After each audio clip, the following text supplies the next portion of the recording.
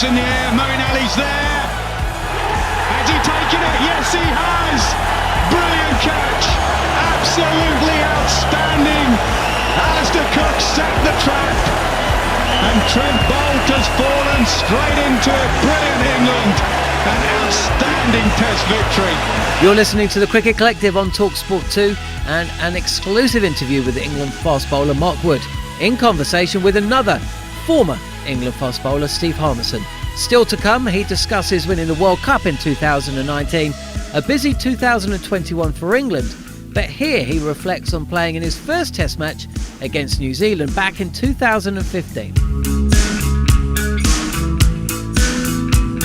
What was it like making your Test debut? Scary, proud, exciting, a lot to take in. I would say I took too much in, especially that first day. I texted you actually on the night time. Do you remember everything about that first initial phone call to letting go of that first ball? Yes, I remember everything about it. I remember feeling like I couldn't breathe. I remember feeling like the ball wasn't going to literally come out my hand, but luckily I bowled it to Tom Latham, who I'd played with at Durham at the time, and he was kind enough to pat a long hob back to me, and then after that I was fine. After he got the first ball out the way, I was okay, but I took the cameras in, I took the crowd in. Bearing in mind, probably my biggest game was in front of a couple of thousand at Durham, maybe at 2020. I'd never been in a full house at Lords. I'd never even played at Lords. Every time I'd gone to Lords at Durham, I was 12th man. I'd never played. So my first game at Lords was for England, making my debut, and it was just, I just took too much in, as you probably can imagine that you might do. Now, if I had advice to a younger player, I'd say, do take it in, but remember when you're on, someone said to me, the stumps don't move. They do, and I remember that. I remember when I said that to you. But Ashes cricket soon came around. I played against New Zealand, Lords, everything come, but nothing is like playing in the Ashes. And to bowl the ball that wins the Ashes is something special as well. Bowled in, dragged on. Wood the man with the final wicket. 599 days after handing the urn over to Australia, Cook has his redemption. I think, I've had a lot of people that say that to me. I don't think it meant as much to me as what it has to other people. I know that might sound a bit strange, but actually winning the Ashes actually felt like a bigger achievement than just the guy that bowled the winning ball, because I think he dragged on a wide ball that wasn't really that good, but it's still a wicket. Still a wicket. Stumps don't move. Yeah, exactly. But I don't know. It feels a bit strange to me that am I not making a bigger deal of it than it should be? It's obviously a proud moment. Any wicket is against Australia, but it was great. But I was more pleased at the fact that we got over the line that game, and it was a bit of relief. And the Ashes coming round the corner in best part of nearly a year's time, and you don't want to fast forward too much and look at the big picture, because you've got a huge series against India home and away. But what would it mean to Mark Wood to walk out at Brisbane, first Test match? Well, I've got great memories of that place, and hopefully still be in a position in Sydney in the last Test match to potentially win the Ashes away from home, something that England have only done once in donkey's years. I think it would mean a lot, obviously, with Chris Silverwood being head coach, an ex-bowler who's been there, who knows the hardships of Australia. He set out a plan of long-term of what we're after, him and Ashley Giles. I know from discussions, we're going to look to try and take myself, Jofra, Ollie Stone, other quick bowlers around that time, and rotate in and out and try and keep the heat on Australia like they have done on us over the years, especially on those wickets. We've got a great chance to go out there, and we're building something Test match cricket with a bat, and I think we've got fantastic ball and depth to be able to cause a real upset there. Here comes Anderson in again and bowls. So this delivery, he's edging and he's out caught at first slip. That happened so easily. That was the right length. That was the right line. Broad. Yeah, ball in! No, it did stay low. A bit of a cutter from Stuart Broad. He's got 2 in 4 balls. You say bowling rotation, but you played the first Test match of the summer with Jofra Archer, and then Stuart Broad, rightly or wrongly, test these, and I would have done the same as an experienced player. Tested the selectors and see if they wanted to get into a battle, into a fight. Then he didn't play again. How difficult do you think it's going to be to rotate, especially with Broad and Anderson? And Broad and Anderson have still got life left in them.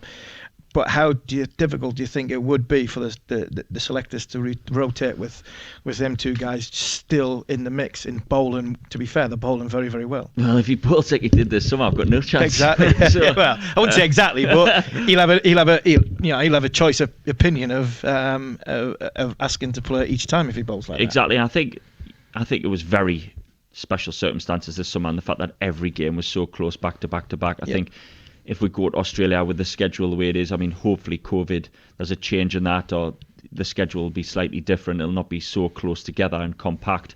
So it'll give a chance for workloads to be managed a bit better. If lads are doing well in the field and in good rhythm, then they'll stay in the team. I think in a good way, it pushes you on. You want your friends to do well. I want England to win. I'm a big fan, obviously. But you know, you're competing and you want to do better than the next guy. You want to push yourself. You want to better yourself. So I just want to improve myself going into Australia, and you know, if that's not good enough, then you know, it'd be great to support the lads on the sidelines. But I'll be doing everything I can to get on the team. What's it like playing with these two? Because they are living legends. You know, I take the mickey out of them because they were two young bucks when I first came about. Two older, experienced players now. They've still got, I've still got a bit of life in them. They're still fantastic bowlers. But what's it like to play with them and the skill level of Anderson and Broad? I think to start with, the nets is probably a massive eye-opener, because the way that they sort of train, how meticulous they are, what they're thinking about, they're actually thinking in the nets, how the fields they would have, how they'll get people out, how they'll bowl at certain batsmen. So Sibley in the nets, how they don't just say, you know, Steve Smith, they're thinking, right, how would I get Sibley? How would I adapt to this? How would I adapt to that? Right now, Steve Smith's there. How would I adapt to this? And that skill level, and that, I mean, Jimmy's got a wobble in swinger and a wobble out swinger, and I haven't even got a wobble full stop, so I don't know. I tell you what, you don't want to retire too early, because I've retired and 5 years later I wobble everywhere. It must be, you must think, you know, as much as it is frustrating, you know, to be and round and learn like that. I learned off Goffey. I love Goffey and learned off Goffey. Caddick was sometimes you struggle to get anything really out of Caddy. He was a fantastic cricketer and fantastic bowler. But the enthusiasm that Goffey had for the game, and and Huggy, Simon, you mentioned, it was great to be in a group of bowlers where you think, no matter how good you are as a batsman, I think we are better than you as a group of bowlers. Yeah, and I think, you know, we haven't just got Jimmy and Brodie, who are phenomenal bowlers, and I think a lot of the time batters are a little bit beaten before they go in against them too. They're talked up so much, they've got so much wickets behind them, they've got so much skill level behind them, that they know that before they even get out there, they're in for a battle. But to have 5, 6, 7 bowlers, Stokes, phenomenal bowler. I know everyone thinks about his batting, but actually his bowling skill is right up there. Reverse swinging the ball. We've got Jofra's pace, I can bowl quick. Sam Curran, Chris Wokes are around the team, who are fantastic bowlers, who would walk in any other international team straight away. And then you've got lads that aren't even getting in this side, who you'd think on other international teams they'd get in. Craig Overton's had a fantastic summer in county cricket. Saqib Mahmood's a lad that can bowl quickly. Ollie Stone's a lad that can bowl quickly. So our depth is fantastic. I think, you know, if we can get it right and get the mix right, I think we could be a real handful for Australia. Here is Wood. And look at straight through the number 11 middle stump Yorker. Mark Wood has 5. And just to finish off on Test match cricket, St Lucia go there off the back of not a great deal of cricket, but with a new run-up. How satisfying was that to not only bowl the way you bowled, but to put some ease your own mind that this actually has worked? And I'm sure that is the best day you've had in Test match cricket, best feel you've had in Test match cricket. Best I've ever felt, hands down. From a team point of view, the World Cup will trump anything, but from a personal point of view, that game was my sort of breakthrough, the best game I can imagine. I was a bit emotional in the dressing room after, because of everything that had gone before, working so hard. I wasn't originally picked on that tour. Feel sorry for Ollie Stone, where I've been the other guy that's been injured and have to leave. Yeah. He got injured, had to leave, so I came in. I'd gone away with the Lions in the winter, where Trevor Bayliss had said he wanted to see a bit more mongrel in me. So that meant cranking it up in the nets, being a bit more ruthless. Yeah. Which actually isn't really in my nature. No, it's not. So that's something that I, you know, with the new run-up I developed, I worked hard with in the winter. I wanted to prove and this is quite selfish and a bit big-headed and not a bit like me, but I wanted to prove that I was a step ahead of the other lads that were in the lines at the time. I wanted to prove that, you know, I was better than them and that I deserved to be the next guy that was picked. Luckily, I did all right in the UAE against Pakistan A. That then got me the call up to go to West Indies. And St. Lucia, I don't think I could ever, you'll know what it's like, but to try and to describe to people at home, Root could have set any field he wanted, anything, and all I could see was the bat and the stumps. So that's it. That was literally it. I felt like I could run in all day. I felt like my legs were, I felt like I was absolutely flying in, and that my head, my body, everything was going towards the target, and that it was literally like the ball off my fingers felt so at ease. I know how you feel. Jamaica in 2004, 7 for 12. That'll do it. Trescothick takes the catch. Harmison becomes the most successful bowler ever at Sabina Park. Sitting here now, the only three people that were in the game was me, Chris Reed and Marcus Trescothick. I was bowling, in good lines, good length. I felt as though the ball was coming out so well that I was going to get a wicket with every ball. If he nicked it, it would have went to first slip or it would have went to the wicket keeper. And when then everybody goes that Voney sent that field of about 8 slips. To be fair, Voney stood behind Simon Jones and Matthew Hoggard because he didn't want to catch it. He had the worst pair of hands in the world. That's why he was a great captain, because he stood at mid-off talking to his bowlers. But I just felt it doesn't matter where the other 8 fielders field, as long as them 2 are in position, I'll get wickets. And sitting right behind in the commentary box, it looked exactly like that. It looked as though it looked as though you were feeling $1 million. I couldn't actually. So I would walk back my mark and turn and go. And I remember every time I got a wicket, I'd just see this massive thumbs up from the window. I was on commentary most time. Yeah, and it was great to see, because I'd been with the dark time of Mark Wood probably 6 weeks earlier, when you didn't get picked and you had to go through all this and you had a nude run up, but you didn't know whether it was going to be the right thing. So to feel the way you felt must have been unbelievable. It was easily the best feeling, I think, personally, because I actually felt then like I belonged in an England team. I was always on the fringe. I never really lived up the potential that people saw, or inwardly or deep down I really believed that I was, but I'd never shown that. So that was a bit of a relief, a lot of emotion, and that was the first game I felt like an England player. Guthal's got to push for 2. They've got to go. It's got to throw. It's got to go to the keeper's end. He's got it. England have won the World Cup by the barest of margins. By the barest of all margins. Absolute ecstasy for England. Agony for New Zealand. The World Cup, it looked as though, and I'm going back off experience, in 2005 there was a group of fast bowlers ready and primed waiting for Australia, and I think it took 18 months to get them in a position to go. Now, looking at England in the World Cup 2019, it wasn't so much the fast bowlers, it was a team. Owen Morgan, Sir Andrew Strauss, Ashley Giles, Trevor Bayliss, everybody had got this white ball unit over the course of 2 or 3 years, were ready for what was going to happen in England. Did it feel that way inside the 15-man squad? Definitely, without a doubt. It was like we'd developed a little white ball family that had started. I mean, I'm going to be cringe as anything here, but it was like we'd started this journey. I'm going to throw cliches at you here. This journey. 4 years ago, we were down in the dumps in Australia, and then we came through the light. The phoenix rose. But look, it was a bit like that. When we got the World Cup, everybody knew each other inside out. Everybody knew each other's game. We knew our rules in the team. It had changed slightly with Jofra coming in, because he was obviously new to the group. But everything else was everybody knew what they were doing, knew their rules, knew how we were playing. Morgie had us well drilled. He had the values set into that team: be positive, enjoy each other's success, courage, always be brave with your options. And he led that way. He's very level on the field. He doesn't get too high, doesn't get too low, but he will take them on the cricket field. I remember one of the first games against New Zealand under Morgie's captaincy in 2015. We just lost a wicket, and then Morgie, first ball, got caught slog sweeping on the line. Everyone was like, what's he doing? Just rebuild? And he was like, nah, this is the way we play. We take them on. If we could take them down, take them down. And we were all out for like 360 or something in like 40 odd overs. And it was like, this is mental. Like, what we doing? Like, just play smart cricket or knocker one.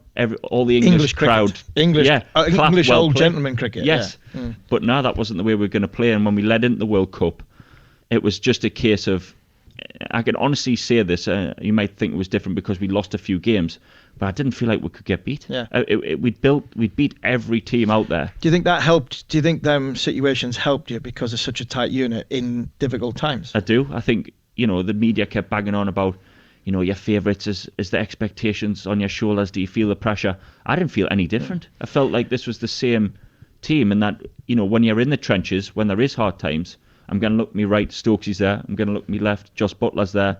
We've got match winners all the way through the team, and when we need it, someone doesn't leave it the next guy. Someone puts their hand up and we'll win the game. And I thought Owen Morgan did an interview about that was absolutely brilliant. For me, that was the catalyst of moving forward if I was in that team. When I think it was Nick Knight asked him, your favourites, is that pressure? And he just turned around and, no, we're going to enjoy being favourites. He was basically saying, yeah, we're favourites. We know we're going to win it. And we're gonna show everybody we're gonna do it, and that seemed to get you through some difficult times. Take us back to the morning of the final, and what was the atmosphere like going out when the toss was and you're ready to go? I'll take you the night before. Night before, I was strangely relaxed, very strangely relaxed, which is a surprise for you. Yeah, I was absolutely fine. I couldn't believe it. I was thinking, like, it just hadn't really hit me. Yeah. It was like. I remember being at training, and the day before we'd played a lot of cricket.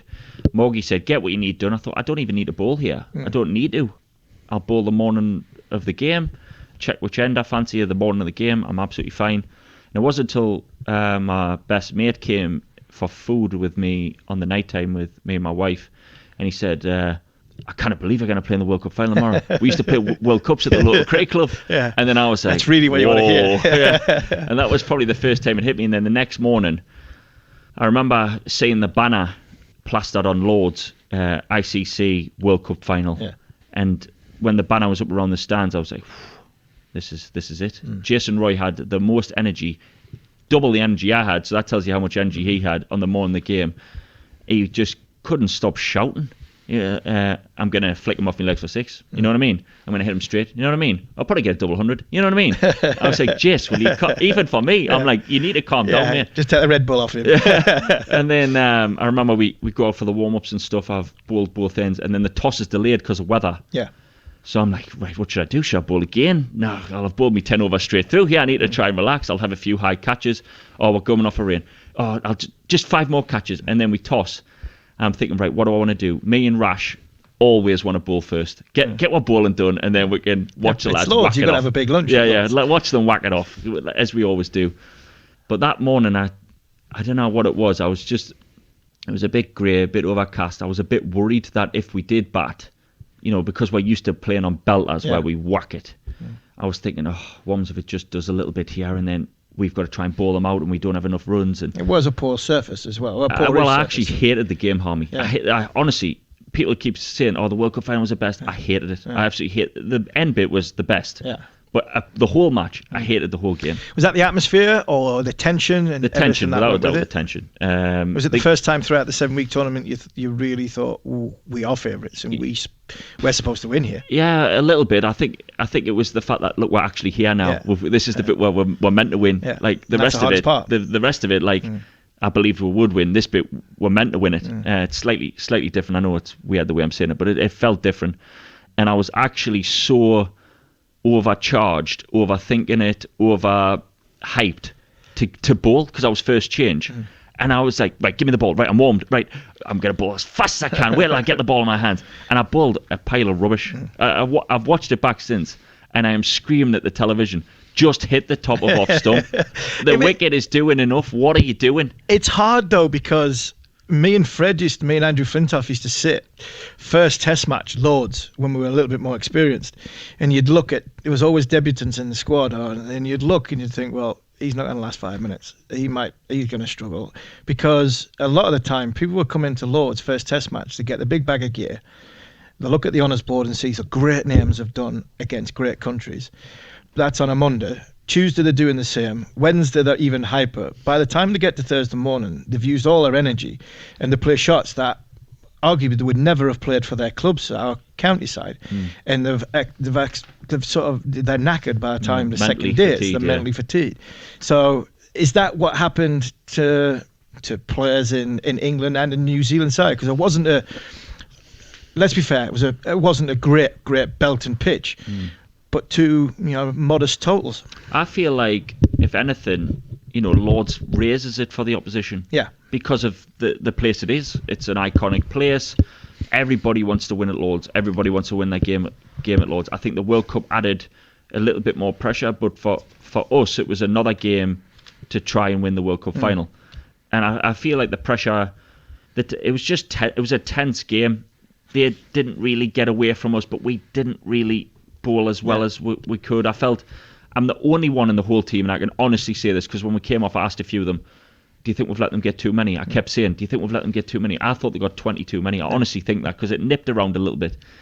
And, I mean, when the captain Morgie speaks, you listen, and he went, that's par. We get partnerships, we win this game easy. And I was just like, I couldn't believe how blunt it was, like, par. He just so deadpan. I was just like, I don't know if it is like... and I can honestly say that. I mean, I said to Joss as well, and he was like, we should win. And I think that's just, I don't know if that's just the confidence we had in each other, how good our batting lineup is, but it wasn't that easy. How was Trevor Bayliss in all this? Because, first of all, what was it like to play under Trevor? He seemed to be a very calm and level-headed character, but also somebody who would rather you work it out for yourself than try and force you with information to try and push you down a direction. Yeah, it's up to you. It's up to you with Trevor. Don't get us wrong, he's not like, he doesn't just sit back and he will give you input, but Trevor was very much, he let the captain lead. He let the dressing room lead itself, and he let you work out your own problems. The thing that reminds me of Trevor is, I remember two things. Semi-final. This is why England don't win anything, because you're celebrating semi-finals. Yeah.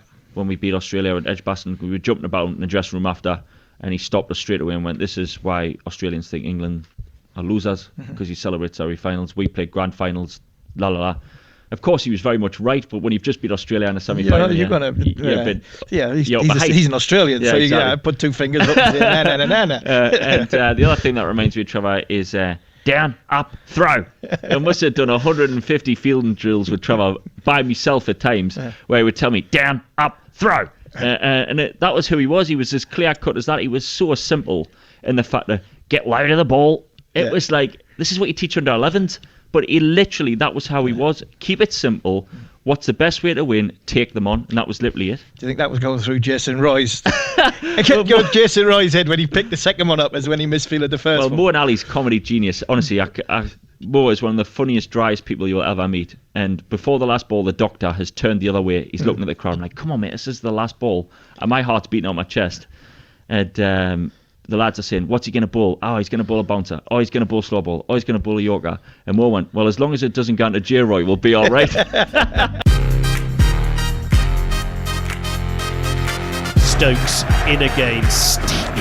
Smalls an edge. It's been taken. Stokes has done it again. Just when England needed a hero, they found one.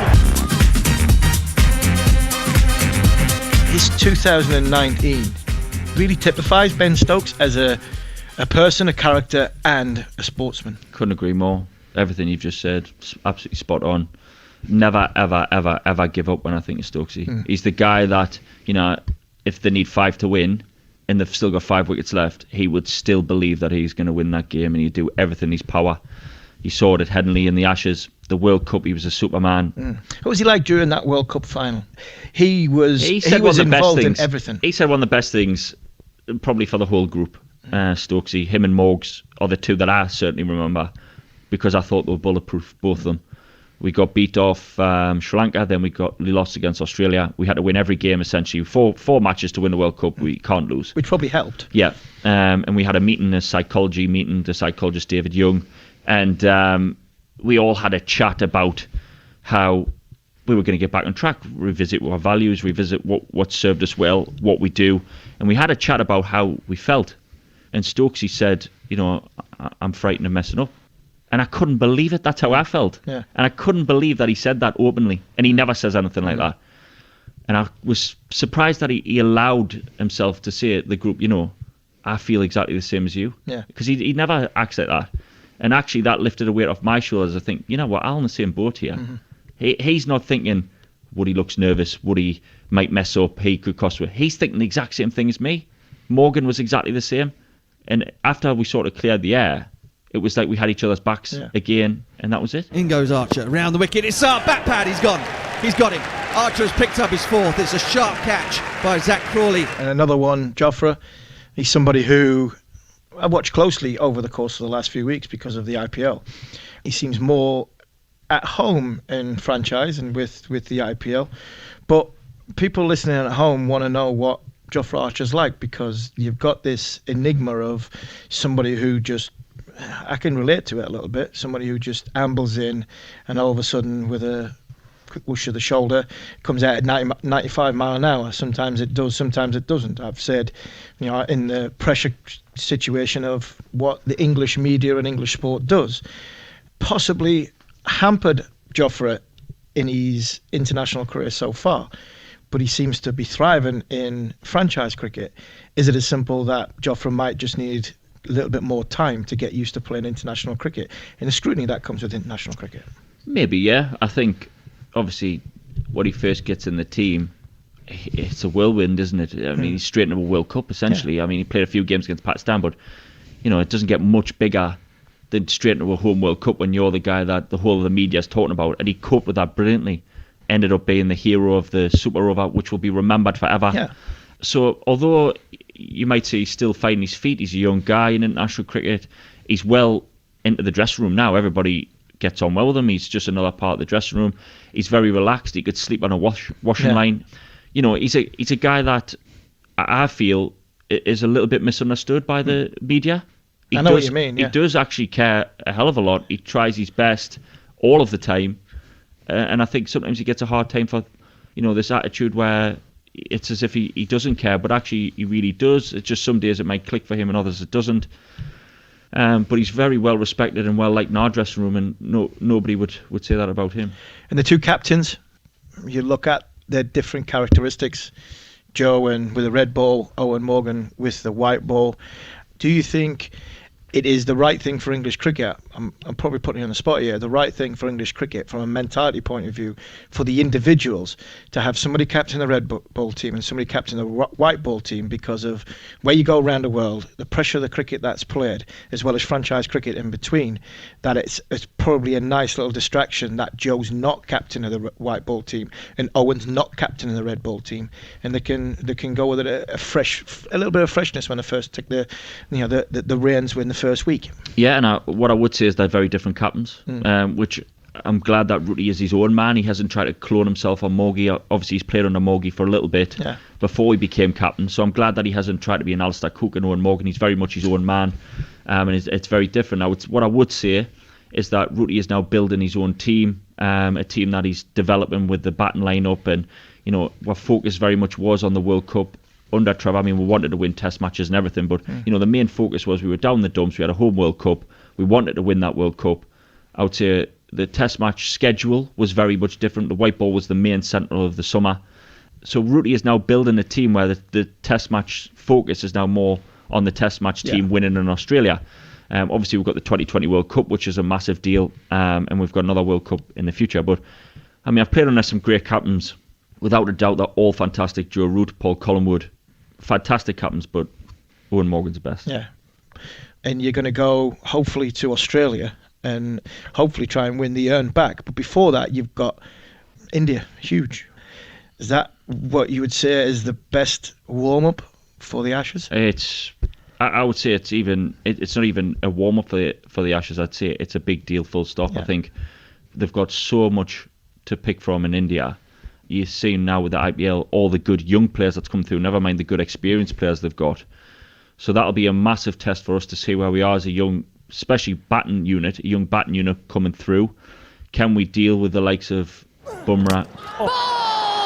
Jasprit Bumrah is fired up. How good? Can we deal with spinning conditions in India or the UAE? I think it's a big test, and one that I'm sure we can deal with. I know you'll say that I have to say that because they're my teammates. But I think that, you know, if we want to get to where we wanted to get to, and that's number one, we want to beat Australia, we're going to have to beat sides that are right up there, and we're going to have to find a way. And I think that's the best way of putting it. Find a way to beat them. We feel we've got the depth. Let's find a way to beat them. That's the best saying for me in any dressing room.